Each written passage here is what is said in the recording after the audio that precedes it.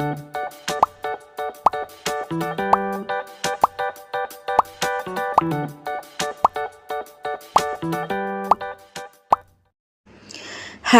Assalamualaikum. Selamat datang di Nawasena Channel.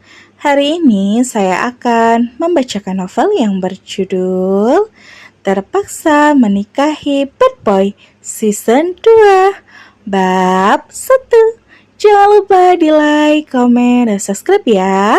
Selamat menikmati. Shano Matabina adalah seorang wanita berusia 23 tahun yang telah dinikahi oleh seorang mantan pentolan geng motor pembuat onar bernama Zahran Arayan Proyoga. Shano yang bersahaja, penuh kelembutan dan cantik keluar dalam, telah sukses meluluhlantakkan hati Zahran yang merupakan anak perandal yang hidupnya bebas dan tak terarah. Berawal dari kesalahpahaman yang fatal di suatu malam yang tidak terduga, Shano dan Zahran dituduh berbuat asusila oleh warga. Dan pada akhirnya mereka dinikahkan secara paksa di teras rumah Pak RT. Pernikahan mereka diiringi dengan cemoohan orang-orang.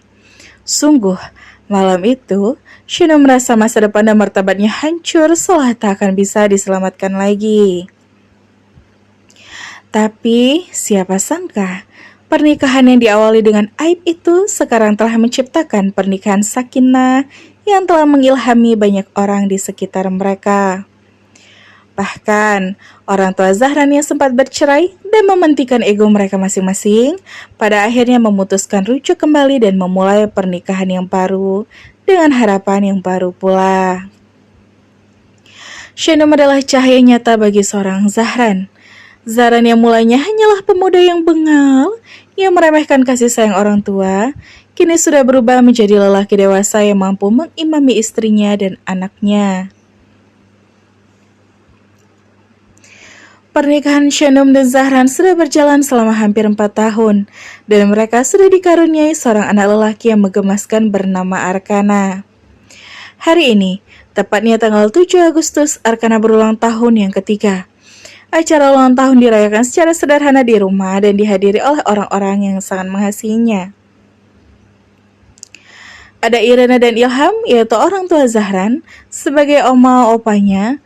Ada Dharma dan Yayu, orang tua angkat Shano yang merupakan kakek neneknya, dan bahkan Arsen, ayah biologisnya Shano, juga turut hadir mendoakan dan memberikan kado terbaik untuk si pangeran kecil.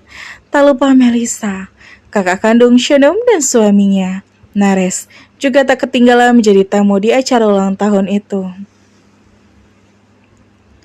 Selamat ulang tahun ya jagoannya Oma.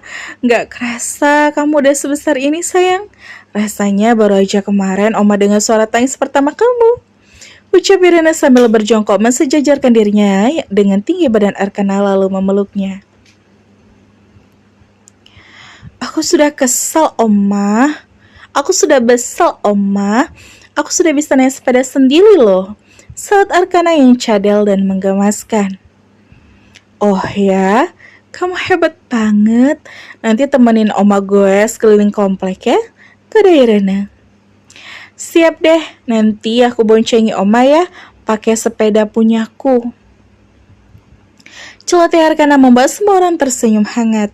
Tak ada seorang pun yang tidak gemas dengan sosoknya. Bagaimana tidak? Arkana adalah bibit unggul dari seorang wanita lembut, penuh pesona dan lelaki titisan surga yang digilai banyak wanita. Duh, Om Timel juga pengen dong diboncengi sama kamu, kata Melissa. Nanti kita balapan ya, Boy. Gak ada Nares juga. Siap. Nanti aku boncengi Om Timel juga. Aku juga siap balapan sama Om Nares, saat Arkana dengan yakin. Hal itu mengundang tawa semua orang dan mereka semua menatap bangga pada anak 3 tahun itu. Barakallah ya nak. Kakek yakin, kamu akan menjadi semakin pintar dan semakin soleh. Sayangi kedua orang tuamu dan jadilah anak yang berbakti untuk mereka. Kali ini giliran Dharma yang mengucapkan selamat untuk Arkana. Terima kasih kek. Nanti aku akan ke rumah kakek dan nenek pakai sepeda balu aku yang dikasih kakek sama nenek ya. Tugas Arkana tetap dengan kegemuyan ciri khasnya. Waduh, Jangan nak, kalau sudah besar boleh. Kalau sekarang masih perlu diantar sama mama papamu ya, kata Dharma. Aku kan sudah besar, kek. Iya, sudah besar, tapi belum boleh pergi sendiri. Ya udah deh kalau gitu. Shana larut dalam bahagia. Melihat tumbuh kembang putranya adalah salah satu fase terindah di dalam hidupnya. Masa di mana ia mulai merasakan kehadiran Arkana di dalam rahimnya, masa di mana dia berjuang melahirkan, dan masa pertumbuhannya semakin bisa berceloteh riang seperti sekarang ini adalah rangkaian yang membuat Shanum tak mampu berhenti mensyukuri hidupnya. Dia tumbuh begitu cepat, bisik Zahran sambil merangkul Shanum. Keduanya sama-sama menikmati momen interaksi di antara Arkana dan seluruh keluarga. Pasti kita akan merindukan momen ini, sama seperti kita merindukan saat dia mulai belajar tengkurap, belajar duduk sendiri, belajar merangkak, dan belajar bicara. Sekarang dia sudah bisa semuanya. Jawab Shanum dan matanya tak lepas memperhatikan Arkana yang sedang kesulitan memotong tartnya. Jangan lupakan momen pas pertama kali dia bisa manggil mama dan papa. Itu adalah salah satu momen yang masuk dalam list unforgettable moment di dalam hidup abang. Ingatkan Zahran begitu semangat. Iya, itu. Aku juga ingat banget yang itu, bang. Kenang Shanum. Arkana sudah berhasil memotong kuenya dibantu oleh Irena. Kamu mempersembahkan potongan kue pertama buat siapa, sayang? Tanya Irena pada Arkana yang menatap ke sekitar dengan piring kecil berisi piece of cake di kedua tangannya. Kue ini buat mama dan papa, ucapnya lalu berjalan 2 langkah mendekat pada Shanum dan Zahran. Coba suapi mama sama papa kamu, sarankan Melissa. Oke, jawab Arkana lalu menyodorkan potongan kue itu pada Shanum dan Zahran yang kebetulan sedang duduk, sehingga Arkana bisa menyuapi keduanya dengan mudah. Terima kasih sayang, ucap Shanum sambil merapikan rambut Arkana. Sama-sama mah, makasih juga kado adik bayinya ya, ucap Arkana sehingga menimbulkan tanya bagi yang lainnya. Adik bayi? Tanya semua orang dengan kompak. Sepertinya Shanum memiliki kejutan untuk semua orang di hari ulang tahun Arkana ini. Shanum menjadi canggung karena semua mata memperhatikan dirinya saat ini. Num, apa maksud Arkana? Tanya Irena. Apa kamu hamil lagi, Num? Tanya Yayu kemudian.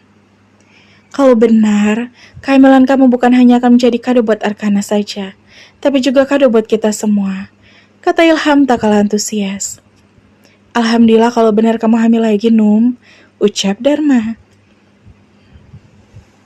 Arsen yang sejak tadi diam-diam saja juga berharap kalau anak biologisnya memang akan segera dikaruniai oleh anak kedua. Itu benar. Shanum baru saja tes pakai tespek dan hasilnya alhamdulillah positif, jawab Zahra dengan bangga. Masya Allah, alhamdulillah. Semua orang mengucapkan syukur dan tentu saja mereka bahagia. Kecuali Melissa dan Ares yang tiba-tiba merasa kalau kehamilan Shanum menjadi terasa tidak adil untuk mereka. Pasalnya, Melissa dan Ares sudah menikah selama 2 tahun, dan mereka belum diberi kepercayaan untuk memiliki anak. Melissa tak kunjung hamil walau sudah melakukan program hamil beberapa kali. Melissa sangat berjuang untuk hamil, tapi kenapa malah Shanum yang bisa mendapatkan kehamilan kedua itu dengan mudah? Iya, alhamdulillah, baru dites pack beberapa hari lalu dan hasilnya memang positif. Aku Shanum agak malu-malu. Barakallah, alhamdulillah ya Allah. Semua orang mengucapkan syukur. Bahkan Melissa dan Ares yang merasa cukup iri pun mengucapkannya. Shanum melihat ke arah Melissa dan ada perubahan dari gestur dan ekspresi Melissa. Itulah yang membuat Shanum merasa ragu untuk mengumumkan kehamilan keduanya di hadapan seluruh keluarga. Shanum tahu betul kalau kakaknya sangat menginginkan kehamilan seorang anak. Tapi Allah belum memberikan kepercayaan itu dan malah Shanum yang akan segera mendapatkan anak kedua secepat ini. Ini adalah hari ulang tahun Arkana. Tapi yang dikasih kejutan adalah kita semua. Duh, senangnya bentar lagi keluarga kita akan semakin ramai. Ungkap Irena tak bisa menahan rasa bahagianya. Gak kerasa ya Pak, nanti kita akan jadi kakek nenek dengan 2 cucu. Ungkap Yayu juga. Dharma malah peka dengan kondisi Melisa dan Hares. Dia mampu meraba hati keduanya. Dharma mengerti pasti Melisa agak sedih saat ini. Bukan sedih karena kehamilan Shanum, tapi karena dirinya sudah menanti-nanti tapi belum diberi kepercayaan oleh yang di atas. Mari kita juga sama-sama berdoa buat Nak Mel. Semoga secepatnya bisa segera hamil. Ucap Dharma, Melisa pun terharu dibuatnya. Amin, makasih Pak. Oh iya, tentu saja. Tante juga selalu mendoakan kalian, Mel. Res, secepatnya kalian akan segera dikarunia keturunan. Amin, sahut Irena. Amin, makasih Tante. Tukas Melisa walau tak yakin. Yakin saja, Mel. Semua akan selalu datang di waktu yang tepat. Kata Arsen kali ini. Iya, Pi. Demikianlah acara ulang tahun Arkana di tahun ini diwarnai dengan kejutan untuk semua keluarga. Walaupun ada sedikit perasaan tak enak terhadap Melisa dan Hares yang telah menanti kehadiran anak pertama mereka. Selesai acara, semua orang pulang. Sisa-sisa pesta sudah dibereskan oleh para ART. Sepemilik pesta juga sudah tertidur kelelahan di kamarnya yang disesaki oleh kado-kado dari orang-orang terkasihnya. Setelah memastikan Arkana tidur, Shana meninggalkan kamarnya. Selepas dari sana, Shana melihat Zahran sedang sibuk mengurus pekerjaan kantor sambil duduk bersantai di balkon. Shana berinisiatif untuk membawakan minuman untuk suaminya. Mungkin secangkir kopi bisa membuatnya semangat, tanpa menyuruh RT yang juga sudah mulai beristirahat. Shana membuatkan kopi itu dengan tangannya sendiri. Bolak-balik naik tangga dari lantai 2 rumah menuju ke dapur yang ada di lantai bawah. Enggak lah, kalau perwakilannya orang yang kemarin itu, saya juga mau mewakilkannya ke orang lain. Pak Teja pokoknya cari dulu ya. Saya nggak mau ketemu sama perwakilan mereka yang kemarin. Orangnya annoying bikin gak nyaman. Saat Shana menghampiri ke balkon, Zahran sedang berbincang via telepon dan sepertinya ada sedikit problem sehingga Zahran agak marah-marah. Oke, tolong dipastikan ya. Oke, Zahran mengakhiri obrolan itu. Ada apa sih? Kok marah-marah? Sapa Shana lalu meletakkan cangkir kopinya di meja. Ada sedikit problem di kantor. Bukan apa-apa kok, bukan sesuatu yang serius. Jawab Zahran berubah lembut kembali saat istrinya muncul. Kerjaan abang banyak banget ya. Pasti lelah. Ini udah malam, harusnya abang istirahat. Begitulah, ini menjelang weekend. Abang gak mau quality time kita terganggu dengan pekerjaan yang gak selesai. Makanya abang sempat-sempatnya selesaikan di jam kayak gini. Jangan terlalu maksain. Kesehatan kamu juga adalah yang utama loh. Zahran menatap istrinya lalu membuatnya merasa adem setiap saat. Iya sayang. Tapi kok aku malah dibikinin kopi ya? Udah deh, kopinya gak usah diminum. Mending kita langsung ke kamar dan tidur aja yuk. Ajak Shanum. Dikit lagi kok, tanggung banget. Kamu duluan aja. 10 menit lagi abang nyusul. Gak mau 10 menit abang bisa melebar jadi 1 jam biasanya. Ucap Shanum tak percaya. Enggak deh, serius 10 menit aja kok. Drrrr. Ponsel Zahran bergetar tanpa tanda ada telepon masuk. Spontan Shanum ikut menoleh dan ada nama baru dengan foto profil seorang perempuan cantik yang tampak di layar. Hal semacam itu hampir tak pernah terjadi. Mau tak mau hal itu malah membuat Shanum agak curiga. Shanum overthinking. Siapa? Tanya Shanum dengan tatapan curiga. Abang gak tahu. Gak tahu juga orang ini dapat nomor abang dari mana. Zahran pun kebingungan. Itu nelponnya ke nomor pribadi ya? Bukan ke nomor bisnis abang. Shanum masih mencurigai.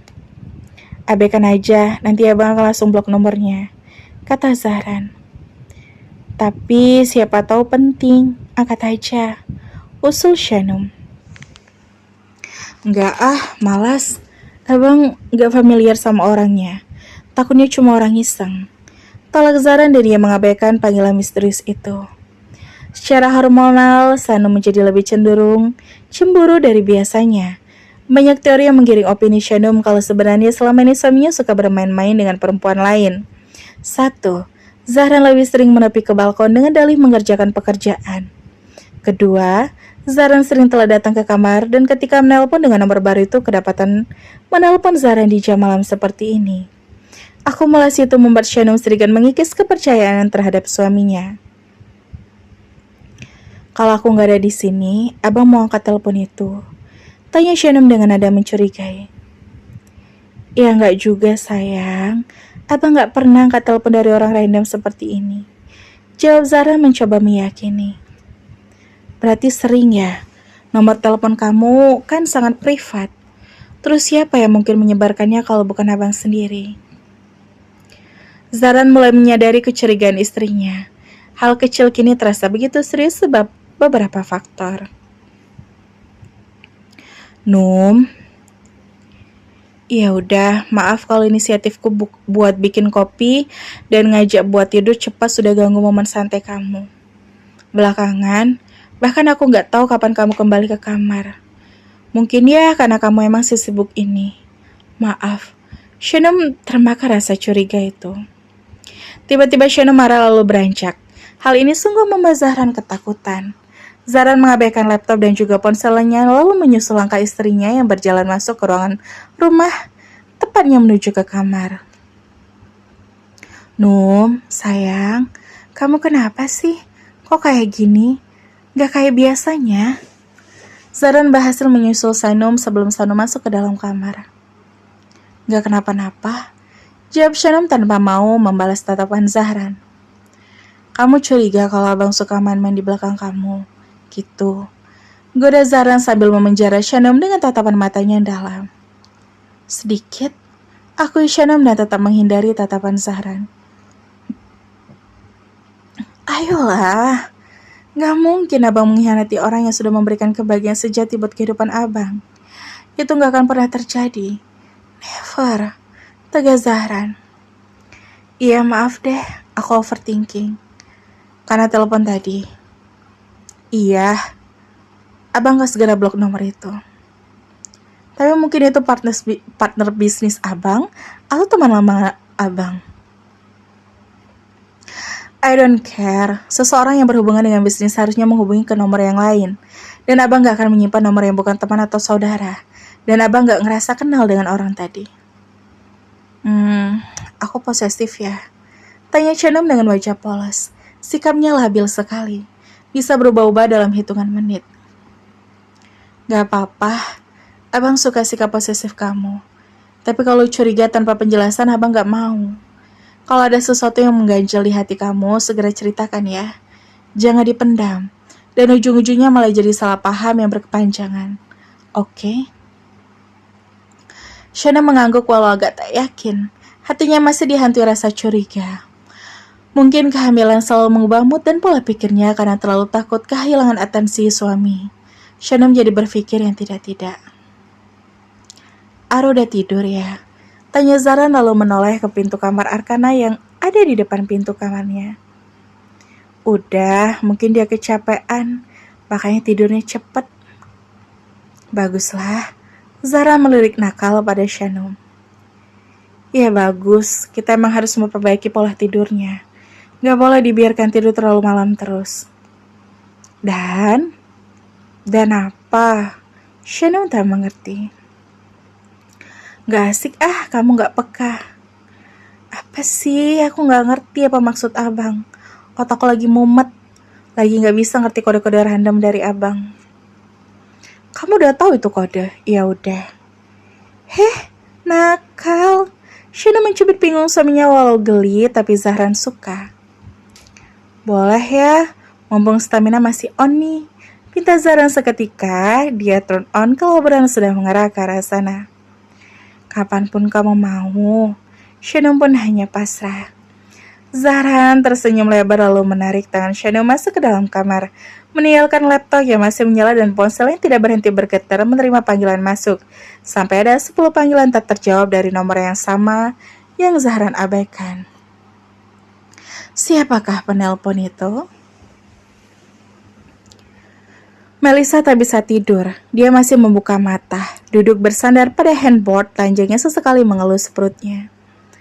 Shanum hamil begitu mudah, tapi aku, lirihnya dan Melissa sedang melewati fase yang berat saat ini. Belum, Mel. Kita kan baru 2 tahun nikah. Masih banyak kesempatan buat kita. Nanti kita promo lagi ke dokter yang lebih kompeten lagi ya. Aku akan cari dokter terbaik di sini. Atau kalau perlu kita pergi ke luar negeri. Mungkin bisa lebih efektif. Soal Nares yang juga masih melek dan masih asik bermain game di kawainya. Iya sih, baru 2 tahun. But time goes so fast. Apa ini karena dosa-dosaku di masa lalu? Nares menoleh lalu mengabaikan gamenya. Nares menyimpan ponselnya di atas nakas selalu mendekatkan diri pada istrinya yang sedang dilanda kegalauan yang mendalam. Buang yang udah berlalu, Mel. Allah itu maha pengampun. Kita udah menyesali semua kenakalan yang pernah kita lakukan di masa lalu. Kita sedang berusaha memperbaiki diri menjadi lebih baik. Please stop. Menyalahkan diri kamu kayak gini. Ucap Nares berusaha membuat perasaan istrinya menjadi lebih tenang. Tapi aku takut kalau ternyata nggak bisa hamil. Terus bagaimana dengan pernikahan kita? Bagaimana dengan kamu? Bagaimana dengan ayah bunda kamu? Mereka cuma punya kamu, Res. Pasti mereka hanya mengharapkan cucu dari kamu. Dan aku takut aku nggak bisa ngasih cucu buat mereka. Melisa semakin emosional lalu menangis, mengungkapkan ketakutannya. Kamu nggak boleh bicara gitu, Mel. Kita baru 2 tahun nikah, please.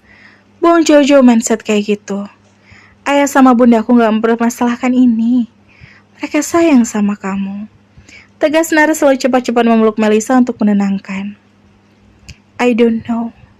Tapi aku ngerasa kalau aku gak akan pernah bisa ngasih keturunan buat kamu.